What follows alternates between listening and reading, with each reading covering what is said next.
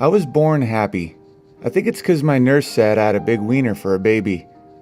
Don't believe me? I have it documented. True or false? I had a huge wiener when I was born. True or false? I have pictures now to prove it. You do. You have big balls. When I was born, I had big balls. Yes. Didn't have a lot of friends, but the ones I had were awesome, and they still are. I got punched in the face quite a bit, but I had a dog and a paper route, so not a lot could get me down.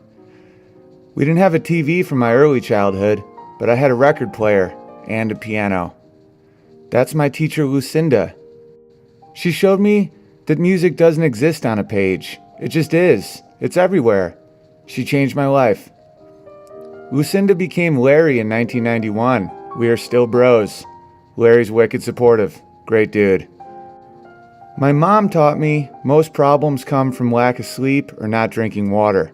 She has that cold practicality of her Wisconsin lead mining roots, but she has the warmth of a children's book. She is truly awesome. Nike's expression is just do it. But if Nike gets depressed, they say, don't it. My dad's a great dude. He likes puns and giggling. And if he'd just get his fucking knee fixed, he'd be much less grumpy. My brother and I were very close. He always had my back and still does. In high school, I did a few comedy sets in places not conducive to comedy. Yes, that's my shoe as a mic stand. It worked. I was hired by a Renaissance fair to be a heckler. People threw tomatoes at my face for a living. That job taught me everything, and God, I wish I had a picture of it. I know there's one out there. But back then, there were no cell phone cameras, and I was shirtless with no pants and no pockets. In college, I did more stand-up. I got to open for my favorite comedian, Greg Fitzsimmons, and I also got to open for this unheard-of road comic. Barely anyone knew him. His name, Kevin Hart. That's a fucking true story. Pat was my best friend since kindergarten.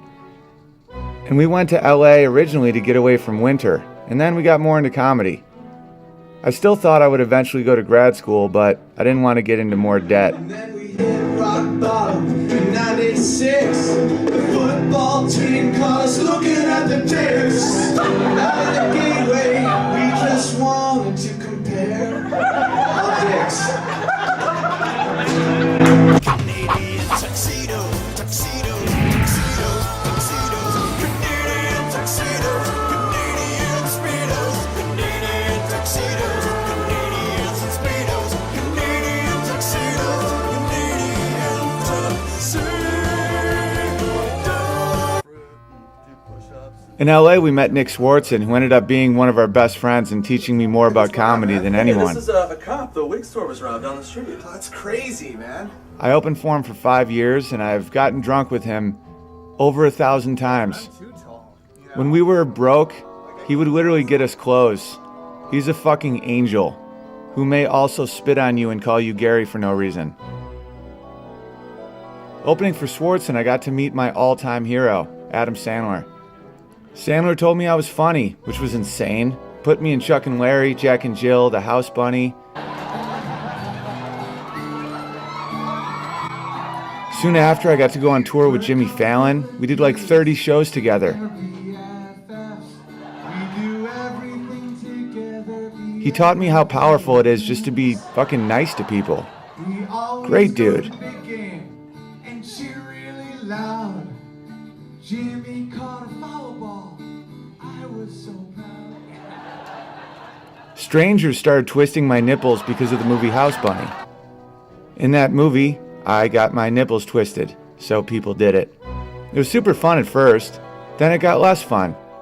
I got chubby, became tight with Steve Byrne, one of my favorite comics, got more chubby, met Vince Vaughn through Byrne, we vibed, got to tour together, got chubbier. I met Kevin, who owns a gym. We became bros. He got me chiseled super fast. I got chiseled. Legend.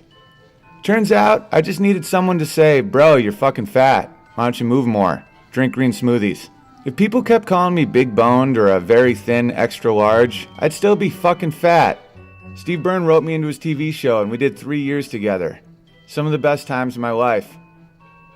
Because I'm very tribal. We all are. And we had a tribe. We toured the country together. We worked together. We cried together. We laughed together. We saw the whole world together. Shot guns. Got chased by dogs. Got to work with the best comedians in the business. Mind-blowing. Learned so much. Brian taught us how to fold the tip for your driver and be a gentleman. And Dan taught us how to swing a golf club and that old movies have a lot to offer. Life was good. It was very good. I got to learn from everyone. In comedy, everyone's equal if you're funny. Paul McCartney called me over to his table on a slow Tuesday night at the Improv. He told me what Let It Be was really about. You can't imagine what Let It Be is really about. I'm just kidding about the Let It Be part. But he seriously did call me over and tell me I was funny, which is fucking mind-blowing. I get to do comedy in front of all the kings and the queens of the country. Who else here is a massive fan of Owen Benjamin now? He's so incredible. That really happened. One more time for Martin Scorsese, everybody, huh? How insane is that?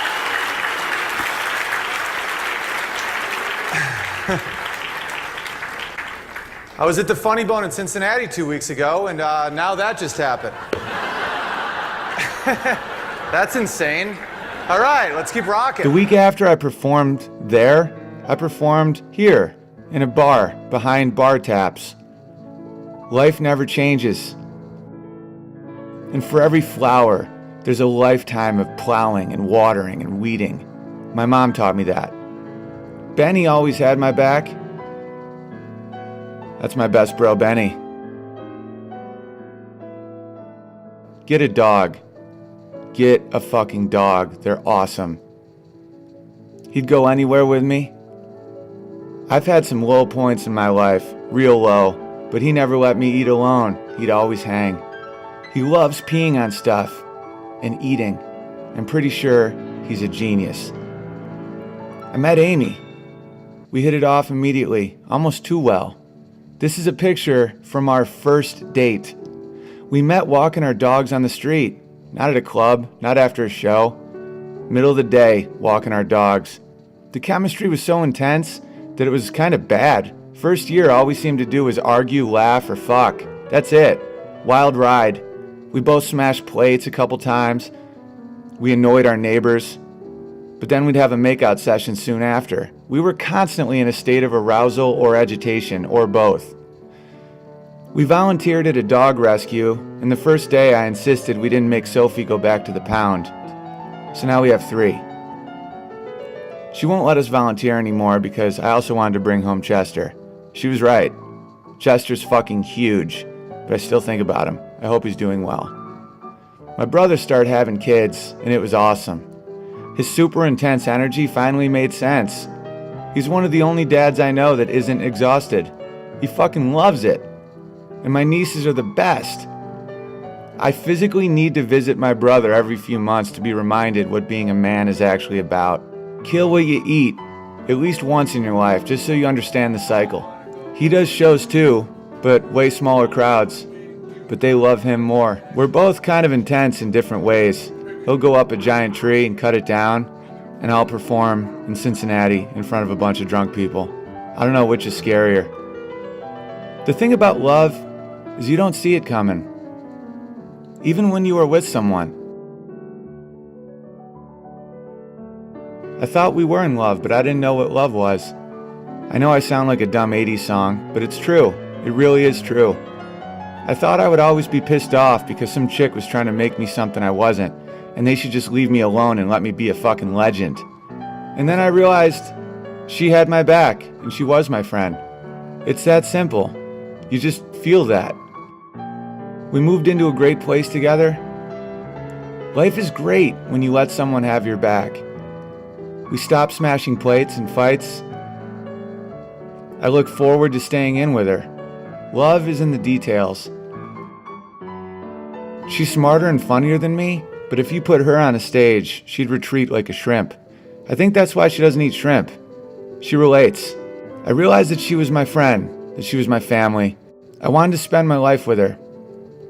We got married in her town. She made her own dress. It was just our family. It was fucking awesome. We wrote our own vows, didn't need microphones because there's 20 people gathered around to hear. She immediately got pregnant. Actually, she got pregnant while we were just engaged, but in my defense, according to the nurse at my birth, I have a powerful dick and balls. As her belly grew, I was filled with joy, pride, and fear. She's an engineer, smart as fuck, worked hard to get that master's, but really wants to stay home with our son, and I'm all for that. I work as much as I can. I'm a fucking donkey, but the entertainment business is a battle.